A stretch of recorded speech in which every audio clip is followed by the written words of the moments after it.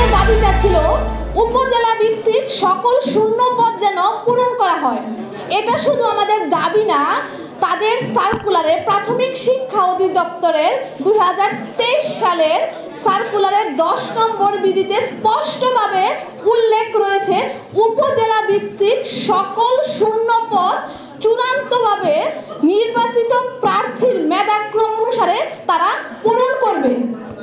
কিন্তু যেখানে লিখিত পরীক্ষায় উত্তীর্ণ প্রার্থীর সংখ্যা ছিল 46,199 জন, কিন্তু চূড়ান্তভাবে মনোনীত করা হয় মাত্র 6,531 জন।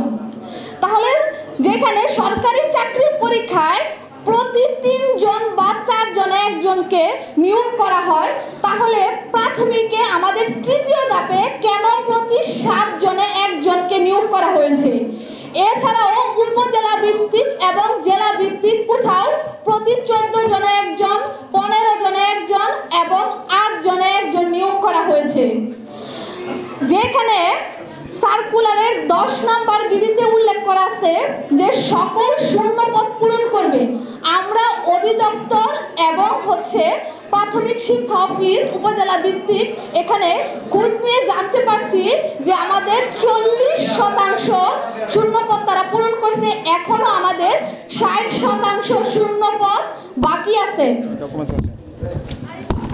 তো আমরা আমাদের ডিজি স্যার এবং সচিব স্যারের কাছে এই শূন্য পদের জন্য স্মারকলিপি জমা দিয়েছি প্রাথমিক শিক্ষা অধিদপ্তর এবং মন্ত্রণালয়গুলোতে।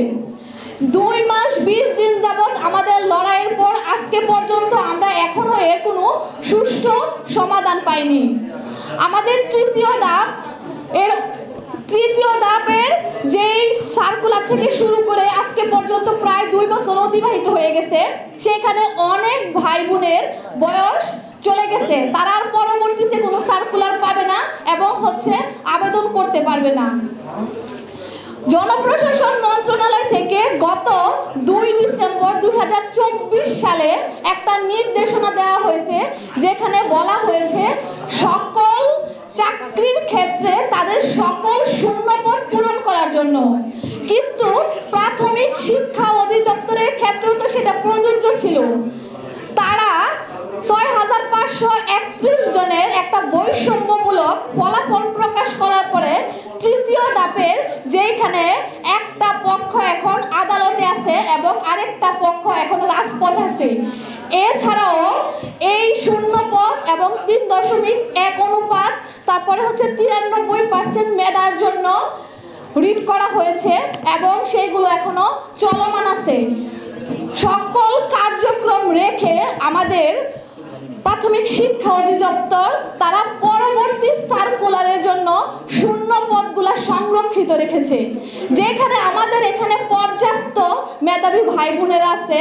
তো আমি আমাদের ডিজি স্যার এবং সচিব স্যার এবং প্রাথমিক উপদেষ্টা বিধান স্যারকে বিনীতভাবে অনুরোধ করব যে আপনারা পরবর্তী সার্কুলারের জন্য শূন্য পদগুলা সংরক্ষণ করবেন না।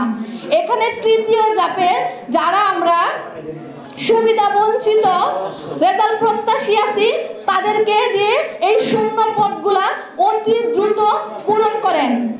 আজকে 2 মাস 20 দিন যাবৎ আমাদের এই সংগ্রাম চলতেছে। তো আমাদেরকে এই সংগ্রামের শেষ করতে দিন।